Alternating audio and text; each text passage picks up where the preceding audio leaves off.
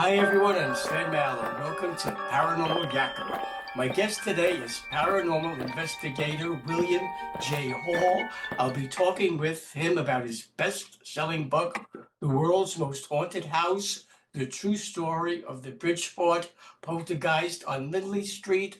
William J. Hall, welcome to Paranormal Yakker. Thank you. Thank you for having me, Stan. Your book, Bill, reveals the full story behind one of America's most famous hauntings, the 1974 Bridgeport Poltergeist. Can you give a brief synopsis of what transpired in the house that got the attention of the media and made worldwide headlines? Well, it was a very tumultuous start to it all. The family had come back from a weekend away, and when they came into the house, Laura was in the kitchen making supper, the mother of the house, and the TV came down by itself on her foot.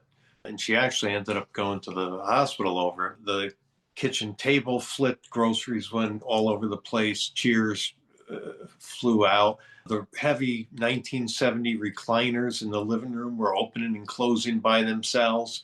The place was going nuts. There was a knife thing that was plugged in, a set of knives that came out from the wall, and then the knives went all over the place. And Jerry actually ducked. He was the man of the house. And there was Marcia, who was a little girl who was still asleep in the car, thank goodness. Ended up getting the attention of an off-duty police officer, their friend across the street. So he came over and he went in the house and he saw these recliners opening and closing by themselves, and he saw the TV float. And the family was on the porch and he didn't know what was going on. So he called it in, and police came. They didn't know what to do, and they called it in. Firemen came. They didn't know what to do. So they called the clergy in. They didn't know what to do. So this thing came out, and all these emergency vehicles were coming out. And as the police were coming out with their stories of what they were seeing and taking notes, and word just got around, and this crowd formed of over 2,000 people. So that's the very brief beginning to the roughest part of the poltergeist antics. What aspects of the story surrounding paranormal events reported to be taking place in the Lindley Street house, which was not far from where you lived, led you to wanting to learn more about those events and the people who were involved with them? Well, I grew up in Bridgeport and I was 10 when it happened. So I remember watching it on TV. I don't remember what I saw, of course, but I remember that's when I was first exposed to it. And while performing magic, because I was a performing magician then, I did quite a lot of shows per year. And I was asked a lot about the Lindley Street house, but I would tell them I never looked into it. And I never really felt the need to, sort of say. And then I had forgotten about it, and I saw a Facebook post on it saying, "Does anybody remember the haunted house on Lindley Street?" And now with Google, I ended up Googling it, and I found these newspaper articles, and I thought, with what the police were saying and the firemen were saying and the priests were saying, what all these people were saying in the newspaper, the quotes they were putting in there, I thought it was definitely worth looking into. And if it was a hoax, it was a hoax, but no matter what, it looked like it was a heck of a story. I wasn't thinking of writing a book. I was driven to go down the rabbit hole, so to speak. Writing The World's Most Haunted House had to be a massive, time-consuming project to undertake. How long, Bill, did you work on the book before submitting it for publication? The good news is, before I got the book contract on it, the good news is I already had listened to and taken notes and everything, and was getting the tapes transcribed. I was already doing all that stuff. So the research part was luckily done, but there wasn't very much written, just enough to get the contract. That's the way it goes. You write a little bit and then you send them about 33 pages or so. And then they like it. They like the proposal. They sign you up, so to speak. So I would say they didn't give me as much time as I probably would have asked for, but they wanted it to be a Halloween release for August. So I was given about 6 months to actually write it. But like I said, the research part was done. luckily, through the thanks of the 30 hours of interviews, and I did another 10 hours on my own. So there was about 40 hours of interviews to go through and piece this story together like an incredibly detailed, I would say, soap opera, if you will. How, Bill, did you go about researching the book, and what resources did you employ in the writing of it? I had the tapes of the interviews of the witnesses because what happened is I found a gentleman named Boyce Beatty, and he was mentioned in one of the newspapers later on. And this was after it was deemed a hoax, and I thought that was weird. So I tracked him down, and I found the name of Joseph Tomek. He was one of the first responding police officers, and I spoke to him, and he said, "Yeah, if you find this Boyce Beatty guy, he had tons of tapes of interviews. I mean, this is a big thing. They set it up at the police department. They forced us to be interviewed. Imagine that, being forced that." And that really piqued my interest because that was after the hoax was announced. And he's telling me, yeah, but they're forced to cooperate to help the family. So that was rather interesting. So that really piqued me to go deep. But the interviews really is what the book is written from. That and the police reports, of course, tell part of the story. Bless them for putting it in one of the best 3-page police reports I think you'll ever read in your life is in there.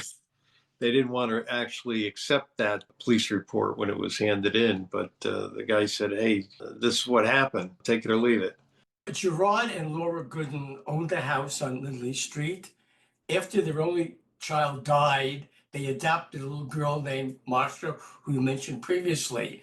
That's when things started to go bump in the night. Prior to Marcia coming into the house, was there any inkling of paranormal activity in it or anywhere in the neighborhood? No, it was all after Marcy was adopted. And as early as 1971 to 1973, there was these bizarre knocking sounds on the inside and outsides of the walls, and it followed the family like room to room. And they tried everything. They called the police. They had the firemen check it out. They had electrical engineers. They confirmed it wasn't construction. It wasn't the house. It wasn't the plumbing or anything in the house, any of the systems in the house. And that was it. And then 1974 comes, and in November, and before that, they had some things happen.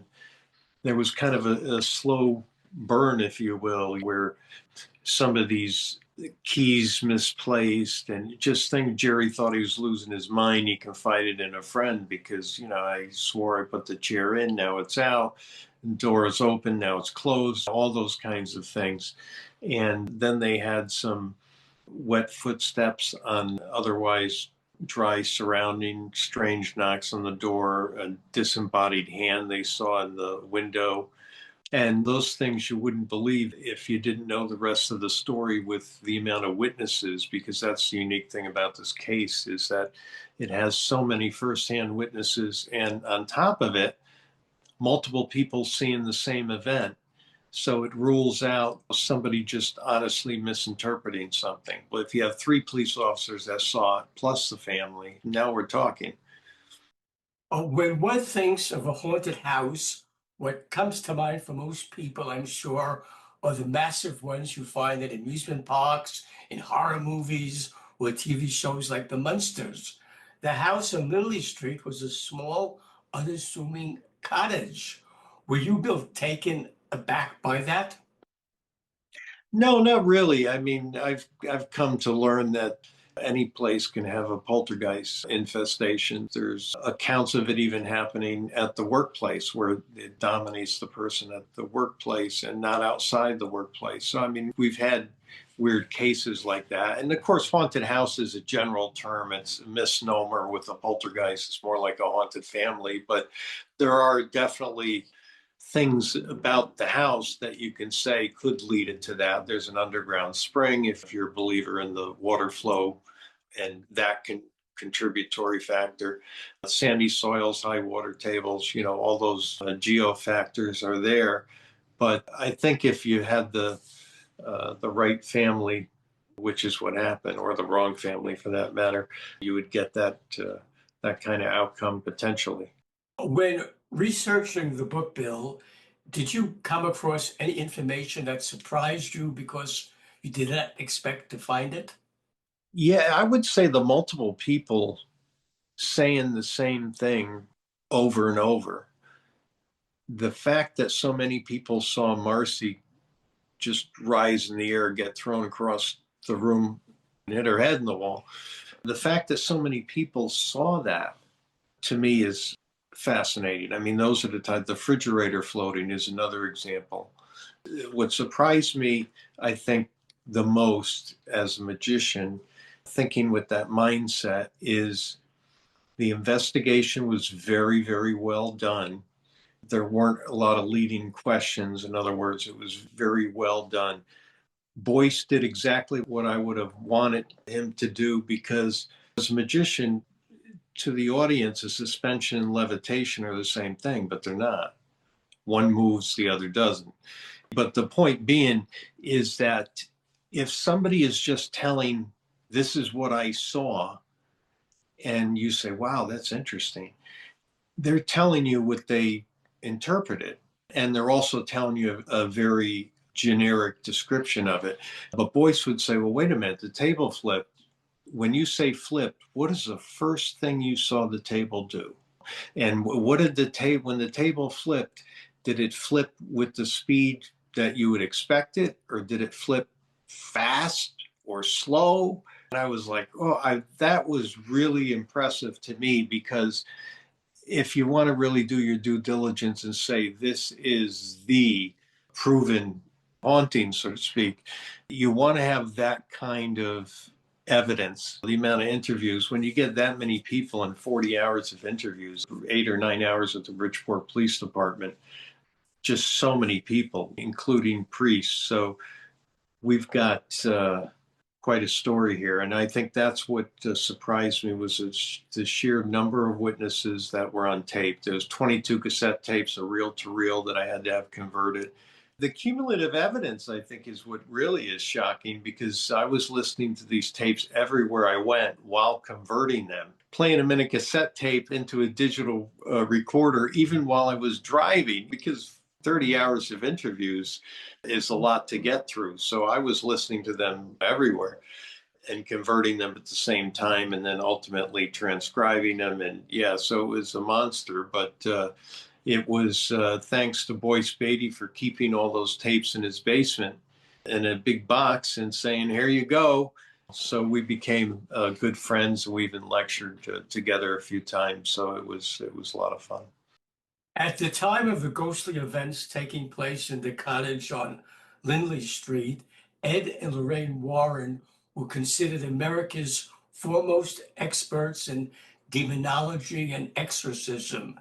They played a key role in the investigation of the Lindley Street house. What, Bill, was it?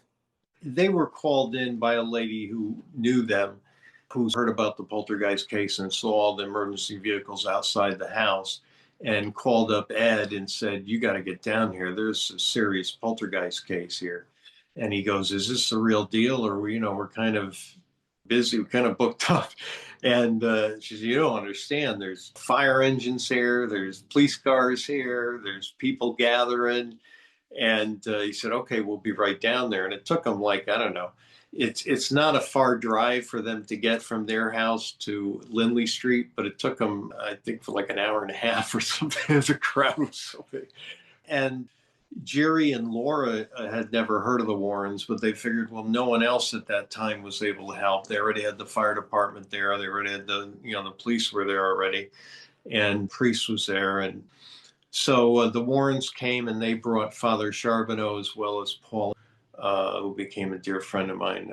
Sadly, is passed recently. He was a young seminary student at the time going to go for dinner at the Warrens' house. Unfortunately, he never got his dinner. Lorraine was supposedly an amazing cook, and he never got his dinner. Instead, he was asked to come along. So he got in the car and they went and got Father Charbonneau and went to the house. Like I said, Laura and Jerry had not heard of the Warrens, but they figured no one else was able to help, so come on in. Ed explained if the activity gets heavy, to everybody move to a different room, and that'll slow it down. And basically kept them company for a long time. And Paul's job was to watch Marcy and, number one, make sure she wasn't doing it originally, and number two, to protect her. And he had an interesting experience there, which was feeling the entities. He felt there was four gauzy shapes that came out of Marcy's bedroom, and Paul instinctively put Marcy in back of him to protect her. And these things came around. He put his hand out and he felt a bony structure. That's how he described it. He said almost bird-like. He said he doesn't know how to describe it. He's not a biologist. And that really set him back in his thinking about the paranormal. He said, we used to think these things were your demons or whatever, but these things have bone structure. It started him thinking towards the multiverse and those quantum physics theories, as opposed to the traditional old school thinking that they had at the time. But these things got around Paul and picked up Marcy and threw her across the room. So that was twice she was thrown across the room, and once she floated up on a chair and Paul just slowly set it down. You, Bill, are a professional magician with over 25 years' experience who is skilled at creating and recognizing illusions as well as detecting trickery or deception when you see it. How did you use those skills in determining which paranormal events in the house could not be logically explained? You really have to look at the totality of the evidence when you look at this. I mean, if a picture falls off the wall, and that's easy to have happen naturally, it's easy to have set up, it's easy to do. But we had things happening in every room in that house. And this was not this kind of family. I mean, they weren't in a big mansion where you can say, oh, they paid somebody off to rig the whole place. This is not these kind of people. They don't know how to float a refrigerator. I mean, I can tell you how to float a refrigerator, but you're either going to need a fake refrigerator or you're going to need hydraulics or a hologram or something. And they weren't doing any of that. So as you do this process of elimination, these things are real. And a lot of it was looking at the detail in the interview. For example, there was one officer who was never in the house when things were going on, but he was skeptical. He told the news and the press that it was a simple job of kicking a chair when no one's looking and that sort of thing. But even he said that, oh, the refrigerator didn't float, this didn't happen, Marcy did it all. But when you look at the data, or Marcy didn't flip in the chair, she put the chair back herself. But we have 3 police officers describing the event, saying they were speaking to her and looking at her, and she had her legs crossed, what we used to call Indian style and Native American style. And then we had the case where her hands were on her lap. So when you look at the details, it doesn't make sense. The chair went back while she had her hands on her lap, not while she had her hands to the side and was, joking around or something. So you really had to look at the details, and then it's pretty simple. And the other way it helped was by knowing, although in this case, Boyce and Jerry Sullivan, they did such a great job interviewing the witnesses at the time. I was lucky I wasn't left with those kinds of questions as to what exactly did the person see. We know what they think they saw, but what did they actually see? As a magician, those are 2 very different things. So you want to know exactly what they see. And so I was lucky that those interviews were done that way. And I tried to do my interviews the same way when I reconnected with some witnesses that were never interviewed, but were there at the time. And also connected with some people who were there and had them tell the story again. And it's amazing how every detail is the same. And to get their impressions of it after all these years was fascinating. Did you find any incidents that occurred in the house to be particularly more disturbing than other paranormal events that took place there? Yes, I would say at Christmas time, and this was after it was announced a hoax and stuff, but nobody told the poltergeist. At Christmas time, they had a tree, and Jerry actually put the tree in a bucket of cement because he didn't want the tree, and he wired it to the wall because everything was falling over, so to speak. And he didn't want the poltergeist to ruin Christmas, so he did that, although the tree came down anyhow. But what was really disturbing was when they came home one night in December before Christmas, and all the bulbs were off the tree in a little pile. And I think that was a real disturbing part.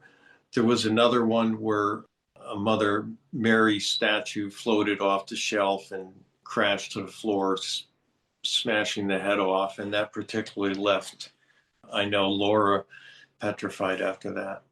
Those are two that really stick out. There's a baby carriage that was moving by itself. I mean, there's just so many things in that house. I would say that there's a voice audio phenomena. Jerry would say it was the cat, but I don't think it was the cat. The cat was kept in the basement sometime, and these sounds came from the basement. So I think he confused the audio phenomena with the cat, which didn't help Jerry at work, as you can imagine. You have eyewitness accounts from police who investigated the events unfolding at the Lindley House Street, and they confirmed the paranormal phenomena that was happening there. And you mentioned that previously. Yet, at some point, they found it more advantageous to call the whole thing a hoax. What was the reasoning for doing that? It was an opportunity actually that came on their lap. What happened was it was Tuesday morning after the hellish weekend of heightened poltergeist activity, and the road was closed off after the first night because there's over 2,000 people that gathered. So what happened was it was already called the Tuesday. Two police officers came in because the family had called for help with something. And they were always calling. They had the police stay with them a lot too. And even after it was deemed a hoax. So these two officers get there, and Marcy's sitting on the carpet, and the TV's on the floor on the carpet. And he catches her kicking the TV and says, "Oh, you kicked the TV." And she's like, "Yeah." And he goes, "Well, why did you kick the TV?" He says, "Oh, I want to see if the demon would do something." So that was it. They called in and said, "Oh, the little girl's doing everything." And now the chief knew that wasn't the case because he knew his people weren't crazy, and he had enough of them that said otherwise. But that opportunity came to blame it all on Marcy and call it a hoax. So they must have discussed it. This is the part we don't know. We don't know exactly how they approached the family on it, but they must have talked the family into it to get rid of the people. I mean, on Thanksgiving, they tried to set the home on fire. There was just so much happening there. So they really wanted to put this to bed, get the city back. The mayor, the chief, and none of those people wanted this to carry. The longer it carried on, the more people talked about it, the more newspaper articles were about it. They want the news to kind of calm down about it, but it's big news. So this thing, the longer it went without being solved, the worse. So when he got the call, the chief said, in his words to Jerry Sullivan when he was interviewed, Jerry called him and he said, "Thank God you called." That was interesting. And he said, "Jerry, we did the best with what we had. We had to get rid of the people. It wasn't helping the family at all. We just had to get rid of the people." And that was the only thing we had, so to speak. So that's how the hoax thing happened. It wasn't actually a devious plan. It was kind of fell on his lap. And he said, "All right, we'll go with this." The hauntings that took place in the little cottage on Lindley Street was in 1974. That's a lot of years ago. And yet they still capture the imagination of the public. Would you, Bill, by any chance, have an explanation as to why that's the case? I would say witnesses and then word of mouth. Robert Ripley, I know in Ripley's first book, which I know I have on my shelf here, but I know he had an experiment where if two people told two people it would take X amount of hours to go around the world, something like that, one of those things. And It's true. If you look at Roswell, if you look at Lindley Street, they went countrywide, very much so. Very fast. Word of mouth could be very fast. And I know it's fast now with the internet, of course, in one post. But it is amazing how word of mouth spreads. So, and that and the AP Wire, of course. Once it hit the AP Wire, which is the Associated Press, for those who don't know, and then they had the photo and the story going in every state, and even a little bit outside the country into Canada, and I heard Australia. So I'm not sure about that. I wasn't able to confirm that, but it hit all the states. It was just like Roswell. It didn't take that long to go around the world. You, Bill, recently had published the Bridgeport Poltergeist on Lindley Street 50th Anniversary Investigator Companion Guide, Photos, and Archives. What can you tell me about this new guide, your reasons for writing it, and in what ways does it complement the original book? Great question. Well, I've been asked over the years to release some of the original interviews. And I've also been asked to, people want to see the photos in color. So I decided for the 50th anniversary that I would put together a bunch of photos from the case, some old and some newer, some fun photos. Marcia as an adult, for example. So that's a cool thing that's in there. And then there's some insights and cool parts to the photos, stories behind the photos. But there's also interviews in there. Not all of them, of course, would be and plus I'm under contract, so I can't release it that way. But I did include some of the original interviews so you can hear what they said versus what I wrote. Not that it's different, but I wrote it, it's in a story style, and here you can hear their actual interviews. And Paulino's is especially my favorite. He's a great paranormal investigator in his own right. And that was one of his first cases he was on. Should viewers of Paranormal Yakker want to buy the world's most haunted house, the true story of the Bridgeport Poltergeist on Lindley Street, and the Bridgeport Poltergeist on Lindley Street 50th Anniversary Investigator Companion Guide, Photos and Archives? How, Bill, can they do that? Glad you asked. If you go to Hall, HALL, of the paranormal.com and go to the book section, in the upper left, there should be a little search thing. Go to the book section and you can order them there. I'd be happy to personally sign them, make them out to you, and ship them right out. William J. Hall, I thank you for being my guest on Paranormal Yakker. Yakking with you has been a most enjoyable experience. Thank you. Thank you. Hi, everyone. This is Stan Mallard of Paranormal Yakker. I hope you enjoyed the interview you just watched. So that you don't miss any upcoming shows, be sure to subscribe to my free YouTube channel. To do that, just press the subscribe button on your screen.